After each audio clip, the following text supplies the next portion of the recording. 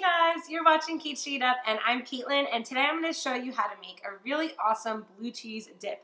This blue cheese, it's not your average blue cheese dip. It is warm. It goes delicious with pretty much anything you want to dip into it, and you guys are going to love it. All you need is some blue cheese crumbles, a little bit of bacon bits, and some cream cheese. It's really easy, and it honestly is a hit at any party that you serve it at.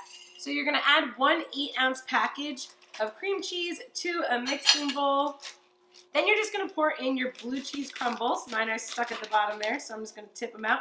That's about the amount that I use for this dip. So it's typically one small container of crumbles, or a little bag like this. I actually like this brand, Swiss Valley Farms. Very good stuff. And we have about 1 cup of bacon bits here. You can cook your own bacon or just buy the store-bought bacon bits. Either work.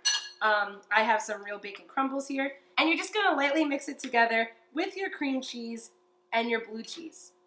Now, there is one hint about this dip that makes it even more fun. It actually doesn't have to be that mixed together when you put it in your 325-degree oven. As it cooks, everything starts to melt and mix together. So you don't have to worry about really beating it all together or mixing it too well before you pop it in your oven. Once you have your bacon bits, your blue cheese, and your cream cheese mixed up just a little bit like this, we're going to cover it up and put it in a 325-degree oven for about 10 minutes. After that first 10 minutes, we're going to stop, give it a nice stir, and cook it for 5 to 10 more until it's nice and fully melted. And after that time in the oven, and when it's nice and melted like this, you're going to get it ready to serve. So you're going to want to scrape every little bit out of the dish because this dip is awesome. So make sure to scrape your pot here.